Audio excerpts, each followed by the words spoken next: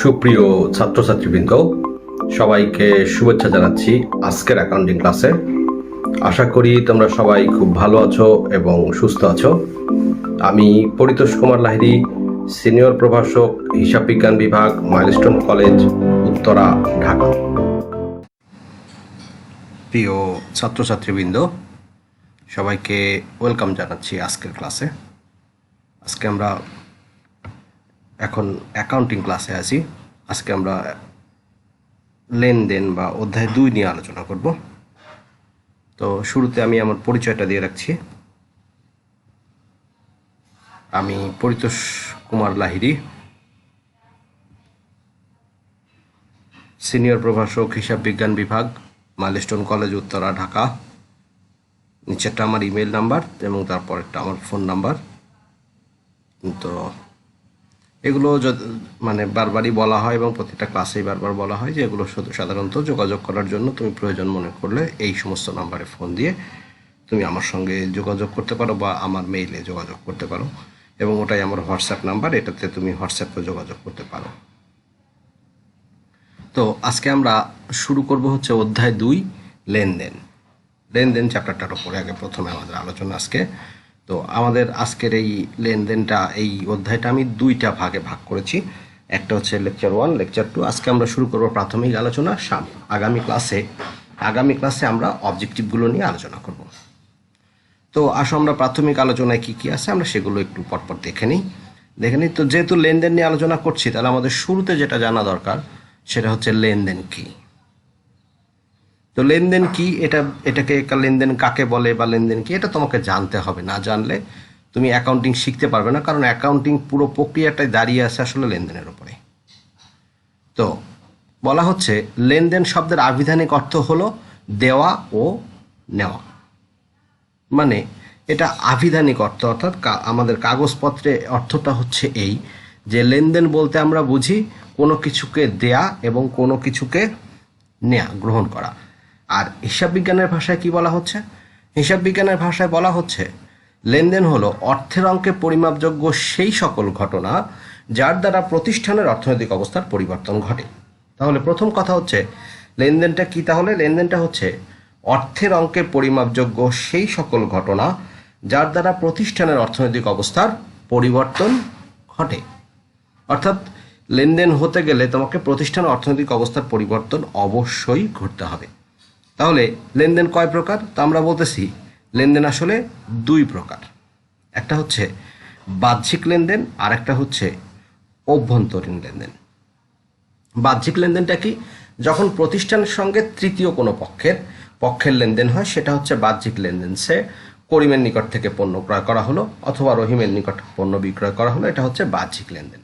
অর্থাৎ এটার সঙ্গে প্রতিষ্ঠানের সঙ্গে সম্পর্কটা হচ্ছে বাহিরের কোনো একজন ব্যক্তির, তাই একে আমরা বলি বাহ্যিক লেনদেন। আরেকটা হচ্ছে অভ্যন্তরীণ লেনদেন। তাহলে অভ্যন্তরীণ লেনদেনটা কি? অভ্যন্তরীণ লেনদেন হচ্ছে সেই সমস্ত লেনদেন, যে সমস্ত লেনদেন প্রতিষ্ঠানের ভেতরে সংগঠিত হয়। যেমন তোমার একটা সম্পত্তির অবচয়, অর্থাৎ আমরা একটা সম্পদ ক্রয় করে সেই সম্পদের উপর থেকে আমাদের যে অবচয়টা হয় সেটাকে আমরা বলি অভ্যন্তরীণ লেনদেন। এটা প্রতিষ্ঠানের ভেতরে ঘটে, তাই এটাকে আমরা বলি অভ্যন্তরীণ লেনদেন। এখন লেনদেন নিয়ে আলোচনা করতে গেলে দেখো, আমরা লেনদেনের শুরুতে আমরা একটা কথা বলেছি, সেই সকল ঘটনা যার দ্বারা প্রতিষ্ঠানের অর্থনৈতিক অবস্থার পরিবর্তন ঘটে। এখন আমাদের আসলে জানতে হবে ঘটনা কি আর লেনদেন কি। এটা না জানলে তোমার লেনদেন জানাটা অসম্পূর্ণ থেকে যাবে। তো আসো আমরা দেখে আসি ঘটনা কাকে বলে আর লেনদেন কাকে বলে। তো ঘটনা হচ্ছে পৃথিবীতে যা কিছু ঘটে তাই ঘটনা। এই যে আমি এখন তোমাদের সঙ্গে কথা বলছি, এটাও একটা ঘটনা। অর্থাৎ আমরা যা কিছুই ঘটাই না কেন সেটাই ঘটনা। অর্থাৎ তুমি যদি এখন এই কথাটা শুনতে শুনতে অল্প একটু নড়ে বসো, সেটাও একটা ঘটনা। তার মানে ঘটনা হচ্ছে পৃথিবীতে যা কিছু ঘটবে সেটাই ঘটনা। আর লেনদেন তাহলে কি? লেনদেন হলো এমন একটি ঘটনা যার দ্বারা প্রতিষ্ঠানের অর্থনৈতিক অবস্থার পরিবর্তন ঘটে। অর্থাৎ পৃথিবীতে যে কত ঘটনা ঘটে তার আসলে মানে গুণে শেষ করা যাবে না, বা এটা অসীম। আমরা এটাকে বলতেছি অসীম পরিমাণ ঘটনা ঘটে, কিন্তু লেনদেন সসীম। আমরা বলতে পারি লেনদেন অল্প কিছু ঘটনা। অর্থাৎ যে সমস্ত ঘটনার সঙ্গে অর্থের সম্পর্ক আছে সেই সমস্ত ঘটনাকে আমরা বলি লেনদেন। তো এবার আসো আমরা লেনদেনের প্রকৃতি আর বৈশিষ্ট্য নিয়ে একটু আলোচনা করব, দেখব লেনদেনের প্রকৃতি এবং বৈশিষ্ট্য কি, লেনদেনের প্রকৃতি বা বৈশিষ্ট্যগুলো কি কি। তো প্রথমটায় আমরা বলছি এটা হচ্ছে অর্থের অঙ্কে পরিমাপযোগ্য। এখন প্রশ্ন হচ্ছে অর্থের অঙ্কে পরিমাপযোগ্য কি, অর্থাৎ যেটা কোনো একটা ঘটনাকে লেনদেন হতে গেলে তাকে অবশ্যই অর্থ দ্বারা পরিমাণ করা দরকার হতে পারে। এখন ধরো তুমি হেঁটে বেড়াচ্ছ, তোমার একজোড়া জুতা পরে সেই জুতাটা তোমার প্রতিনিয়ত ক্ষয় হচ্ছে, এটা কিন্তু লেনদেন, কারণ তোমার অর্থনৈতিক অবস্থার পরিবর্তন ঘটছে। কিন্তু আসলে তুমি 1 কিলোমিটার হেঁটে এসে বলা সম্ভব না যে আমার 3 টাকার জুতা ক্ষয় হয়েছে, এটা আমরা বলতে পারি না, অর্থাৎ এটা অর্থের অঙ্কে পরিমাপ করা যায় না, তাই এটা লেনদেন নয়। অর্থাৎ লেনদেন হতে গেলে তাকে অর্থের অঙ্কে পরিমাপযোগ্য হতে হবে। তারপরে কি বলতেছে আর্থিক অবস্থার পরিবর্তন হতে হবে, অর্থাৎ লেনদেন হতে গেলে সেই ঘটনাটা দ্বারা প্রতিষ্ঠানের অর্থনৈতিক অবস্থারও পরিবর্তন হতে হবে। শুধু অর্থের অঙ্কে পরিমাপযোগ্য হলেই হবে না, তার দ্বারা প্রতিষ্ঠানের অর্থনৈতিক অবস্থারও পরিবর্তন ঘটতে হবে। তারপরে কি বলছে দ্বৈত সত্তা। দ্বৈত সত্তা বলতে আসলে কি বোঝানো? এই দ্বৈত মানে হচ্ছে দুই, অর্থাৎ দুইজন ব্যক্তি থাকতে হবে, অর্থাৎ একজন থাকবে যে প্রতিষ্ঠানের যে পণ্য গ্রহণ করবে, একজন দিবে, অর্থাৎ এরকম দুইটা পক্ষ থাকে, অর্থাৎ কেউ একজন সুবিধা নিবে, কেউ একজন সুবিধা দিবে। এই দুইটা পক্ষ না থাকলে সেটাও লেনদেন হবে না। এখন তুমি তোমার ডান পকেট থেকে নিয়ে বাম পকেটে টাকা রাখতেই পারো, এখানেও তোমার অর্থনৈতিক অবস্থার পরিবর্তন ঘটলো, এক পকেটে টাকা কমলো আর এক পকেটে বাড়লো, কিন্তু আসলে এখানে দ্বিতীয় কোনো ব্যক্তি নাই, অর্থাৎ আরেকটা ব্যক্তি না থাকাতে আমরা এটাকে বলছি এটাও লেনদেন নয়। এরপরে আমরা বলছি লেনদেন হচ্ছে স্বয়ংসম্পূর্ণ এবং স্বতন্ত্র। আমরা বলি যে এক একটা লেনদেন এক এক রকম। যেমন ধরে নাও রহিমের কাছ থেকে আমরা বাকিতে 5,000 টাকার পণ্য কিনলাম, তাহলে এটা একটা লেনদেন, বাকিতে 5,000 টাকার পণ্য কিনেছি এবং 10 দিন পরে আমরা সেই টাকাটা শোধ করলাম, এটা আর একটা লেনদেন। কিন্তু আসলে দেখো, ক্রয় না করলে টাকা শোধের প্রশ্নই আসতো না। তারপরেও আমরা বলেছি যে না, এরা দুইজন আলাদা আলাদা, অর্থাৎ একজন আরেকজনের সঙ্গে সম্পর্কিত নয়, দুইজন আলাদা আলাদা লেনদেন। এই জন্য আমরা এটাকে বলি স্বয়ংসম্পূর্ণ এবং স্বতন্ত্র। দৃশ্যমানতার ক্ষেত্রে বলা যায় যে লেনদেন সবসময় দেখা যাবে, বোঝা যাবে, হাত দিয়ে ছোঁয়া যাবে এমন না। লেনদেন কখনো কখনো অদৃশ্যমানও হতে পারে। এখন তোমার বাসার যে সোফা সেটটা আছে বা আমার বাসার যে সোফা সেটটা আছে, তুমি নিশ্চয়ই কল্পনা করো না যে এই সোফা সেটটায় তোমার নাতিপুতি বসবে, তার মানে তোমার সোফা সেটটা একদিন না একদিন ভেঙে যাবে, এটাই নিয়ম। তাহলে তুমি এই যে বসে বসে তোমার সোফা সেটটাকে ক্ষয় করছো, তাহলে এই ক্ষয় করাটাকে আমরা আসলে বলি অবচয়, এটা দেখা যায় না, কিন্তু এই লেনদেনটা ঘটে। এই জন্য এটা হচ্ছে লেনদেনের দৃশ্যমান হতেই হবে এমন কোনো কথা নেই। আবার কিছু আছে ঐতিহাসিক ঘটনা। যেমন ঐতিহাসিক ঘটনাটা কি? যেমন কখনো কখনো একটার সঙ্গে আরেকটা সম্পৃক্ততা হতে পারে। যেমন আমরা যদি বাকিতে মাল বিক্রয় করি, তাহলে সেক্ষেত্রে আমার কিছু টাকা অনাদায়ী থাকবে, এটা আমরা জানি।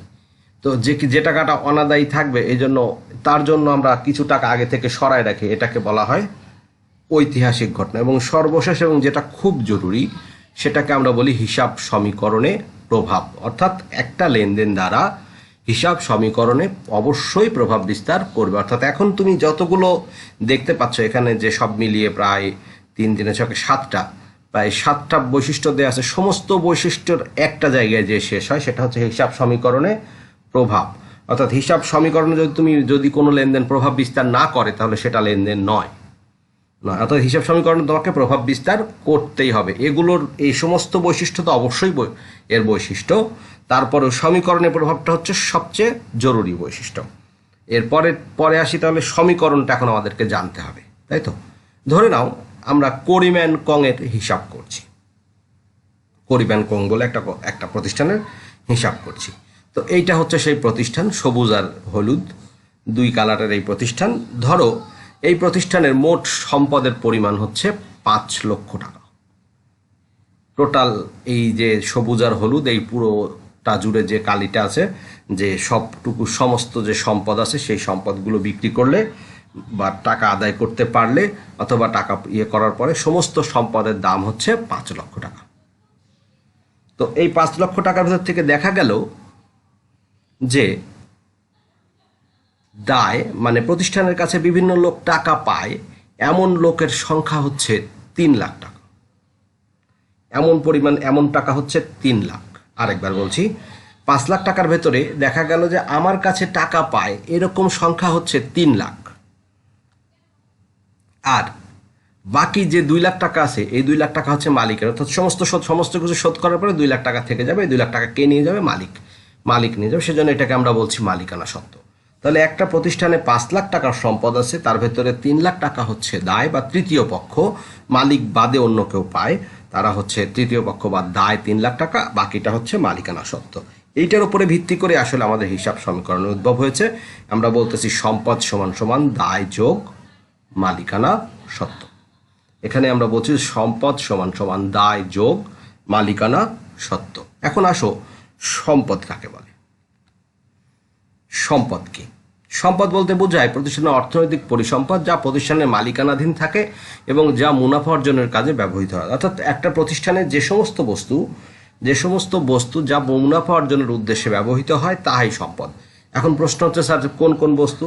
আসবাবপত্র মুনাফা অর্জনের কাজে ব্যবহৃত হয়, কারণ ওখানে এসে কাস্টমাররা বসে। প্রতিষ্ঠানের সম্পদ মুনাফা অর্জনের কাজে ব্যবহৃত হয়, সেখানে নগদ টাকা মুনাফা অর্জনের কাজে ব্যবহৃত হয়। অর্থাৎ একটা প্রতিষ্ঠানের যা কিছু থাকে সবই মুনাফা অর্জনের কাজে ব্যবহৃত হয় এবং সবই এক একটা সম্পদ। এরপর আসো, আমরা বলছি দায়। দায় হচ্ছে ব্যবসায়ের আর্থিক দায়বদ্ধতা যা একটি নির্দিষ্ট সময় পরে পরিশোধ করতে হয়। অন্যভাবে বলা যায় ব্যবসায়ের মোট সম্পদের উপরে তৃতীয় পক্ষের দাবি হচ্ছে দায়। এখন কেমন আমার কাছে 5 লাখ টাকার পণ্য আছে বা আমার সমস্ত সম্পদ আছে 5 লাখ টাকার। এখন আমার কাছে কেউ টাকা পায় 50,000, ব্যাংক থেকে আমি লোন নিয়েছিলাম 2,000, এরকম করে। অর্থাৎ আমরা তৃতীয় পক্ষের কাছ থেকে বিভিন্ন কারণে টাকা নিয়েছিলাম, সেই টাকাগুলো শোধ করতে হবে, সেটাই হচ্ছে দায়। এরপরে আসো, আমরা বলতেছি মালিকানা সত্ত্ব। মালিকানা সত্ত্বটা কি? প্রতিষ্ঠানের সম্পদ থেকে দায়গুলো বাদ দেওয়ার পরে যে টাকাটা পড়ে থাকে সেটা হচ্ছে মালিকানা সত্ত্ব। আরো সুন্দর করে বললে সম্পদের ওপরে মালিকের অধিকারকে বলা হয় মালিকানা সত্ত্ব। তো এবার আসো, আমরা একটু মালিকানা সত্ত্বটাকে দেখি। মালিকানা সত্ত্ব আসলে একজন না, মালিকানা সত্ত্বের মধ্যে আসলে এরকম বসে আছে আরো 4 জন। তো কে একটু মালিকানা সত্ত্বটা দেখে নেই আগে, তারপরে বাকিটা বোঝা যাবে। তো মালিকানা সত্ত্বের শুরুতে আছে মূলধন, তারপরে আছে আয়, তারপরে আছে উত্তোলন, তারপরে আছে ব্যয়। এখন আসো, মূলধন কি? মূলধন হচ্ছে মালিক প্রতিষ্ঠান শুরু করার সময় যে টাকা নিয়ে কারবার শুরু করে সেটা হচ্ছে মূলধন। এটা মালিকানা সত্ত্বকে বাড়ায়। আর মালিক যদি আয় করে তাহলে সেটা মালিকানা সত্ত্বকে বাড়াবে। এই জন্য দেখো এদের ওপরের দিকে চিহ্ন দেয়া আছে, ওপরের দিকে, অর্থাৎ এটা বাড়ার চিহ্ন দেয়া আছে। দেখো তীর চিহ্নটা ওপরের দিকে, তাই বাড়ার। আর উত্তোলন, মালিক যা কারবার থেকে তুলে নিয়ে যাবে সেটাই উত্তোলন। আবার মালিক যে টাকা ব্যয় করবে সেটা মালিকানা সত্ত্বকে কমাবে। প্রতিষ্ঠানের প্রয়োজনে হোক বা অপ্রয়োজনে হোক, মালিক যে টাকাটা ব্যয় করে সেটাকে আমরা বলি ব্যয়। এরপরে আসো, তাহলে আমরা যদি সম্পদ, দায় আর মালিকানা সত্ত্ব, এদের মধ্যে একটা দারুণ সম্পর্ক আছে, নিজেদের মধ্যে একটা ভালো ইন্টার রিলেশন আছে। তো কেমন? যদি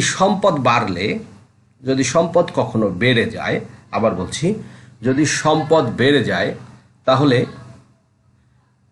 হয় দায় বাড়বে নয়তো মালিকানা সত্ত্ব বাড়বে। অর্থাৎ সম্পদ বাড়লে হয় দায় বাড়বে নইলে মালিকানা সত্ত্ব বাড়বে। আবার বলছি, সম্পদ বাড়লে দায় বাড়বে অথবা মালিকানা সত্ত্ব বাড়বে। এরপরে আসো, যদি সম্পদ কমলে দায় অথবা মালিকানা সত্ত্ব কমবে। সম্পদ কমলে দায় অথবা মালিকানা সত্ত্ব কমবে। তাহলে কথাটা যদি ক্লিয়ার না হয় আর একবার বলি, যদি সম্পদের পরিমাণকে আমরা কোনো কারণে টাকা বাড়িয়ে দিই, বেড়ে যায়, তাহলে মনে রাখতে হবে আমাদের দায়ের পরিমাণ অথবা মালিকানা সত্ত্বের পরিমাণ বেড়ে যাবে। যদি সম্পদ কমে যায় তাহলে দায় অথবা মালিকানা সত্ত্ব কমবে। দুটোও কমতে পারে, দুটোও হতে পারে, দুটোই কমতে পারে বা দুটোই বাড়তে পারে, এরকমও হতে পারে। তবে এরকম না, আর একটা ঘটনা ঘটতে পারে, সেটা হচ্ছে সম্পদ একটা বাড়লে আরেকটা কমে যেতে পারে। দেখা গেল সম্পদ একটা বেড়েছে, তাহলে আরেকটা কমেছে, এভাবে হতো। অর্থাৎ এই যে দুইটা পক্ষ, অর্থাৎ একটার সঙ্গে আরেকটা রিলেটেড, এটাকে আমরা বলি দ্বৈত সত্তা। এরপরে আরও আছে আরেকটা, দেখো, সম্পদ সমান সমান দায় যোগ মালিকানা সত্ত্ব। তাহলে সম্পদ সমান দায় যোগ মালিকানা সত্ত্ব। এবার আমরা বলছি যদি দায় কমে, শুধু দায় কমে, সম্পদের সঙ্গে যাচ্ছে না, দায় কমলে মালিকানা সত্ত্ব বাড়বে।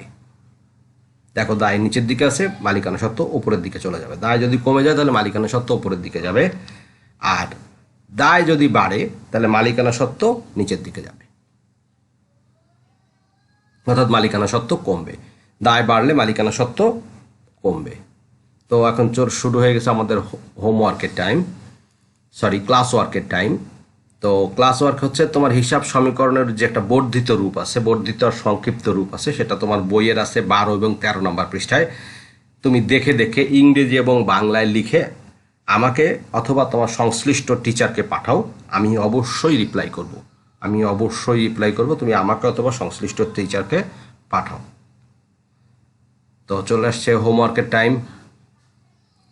তো হোমওয়ার্ক হচ্ছে তোমার বইয়ের 9 থেকে 15 পৃষ্ঠা পর্যন্ত, বেশি না, মাত্র 6 পৃষ্ঠা পড়ে তুমি 15টা জ্ঞানমূলক প্রশ্ন